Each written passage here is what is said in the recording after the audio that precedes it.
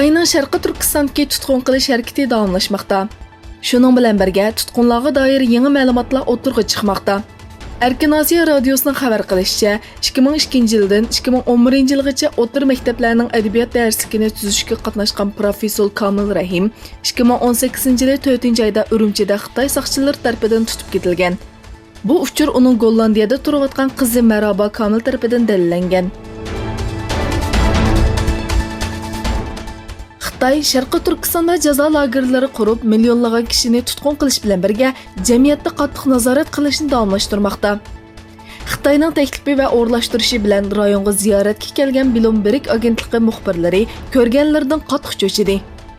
Ular borganligi yerda do'qmush-do'qmushlarda kaltak tutib olgan kishilarni uchratgan bo'lib, har vaqt soqchilar ularning iziga tushib olgan. Muxbirlar shaharlardagi Uyg'ur madaniyat omillarining yuqori texnika va xitoycha imoratlar orqali yoshirishga urilganligiga diqqat qilgan. Savdo saroy qatorliq barliq ommaviy so'rinlarda butun badan tekshirishdan o'tish talab qilingan. Ular doiralarning o'rlashtirishi bo'yicha bir necha lagerga ziyoratga borgan bo'lib, ular paranglashgan Uyg'urlarning hammasi birdeklar biz bu yerga o'z roziligimiz bilan keldik deb javob bergan bo'lib, bu muxbirlarning gumonini qo'zg'agan. Venezuelada o'qituvchilarning 1-may mazkur davlat tarixidagi eng cho'ng ko'lamlik namoyish o'tkazishni planlayotganligiga qarata Rossiya tashqi ishlar ministrligining bayonotchisi Zaharova Venezuelalik siyosiyonlarni ig'vogarchilikka aldanmaslikka chaqirdi.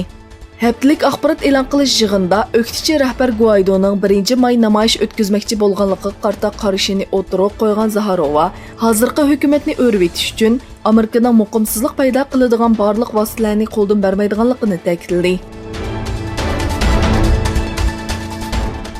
Xitoy Tayvan bo'g'oziga kirgan Fransiya urush paraxoti haqida Fransiya hukumatiga rasmiy norozilik bildirganligini aytdi. Xitoy mudofaa ministrligining aytishicha, bir Fransiya urush paraxoti Tayvan bo'g'oziga kirgan bo'lib, Xitoy tarafning ogohlantirishiga uchirgan. Reuters agentligining Fransiya doiralaridan naql qilib bergan xabarda aytilishicha, Fransiya urush paraxotlari yilda bir qatim Tayvan bo'g'ozidan hech qanday to'solg'usiz o'tadi ekan. Tayvan mudofaa ministrligi bu yil 31 martda Xitoy urush aeroplanlarining Tayvan bo'g'ozining Tayvan tarafidan uchib o'tganligini va Tayvan aeroplanlarining mudoxilasiga uchirganligini aytgan edi. Shundaqla o'tgan oyda Amerika armiyasining 2 urush paraxoti Tayvan bo'g'ozidan o'tgan.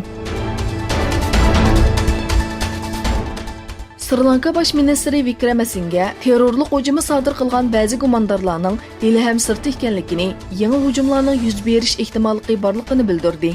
Shuning bilan birga 359 kishining o'limi va 500 dan ortiq kishining yaralanishiga sabab bo'lgan hujumlardan keyin Sri Lanka mudofaa ministri iste'fo berdi.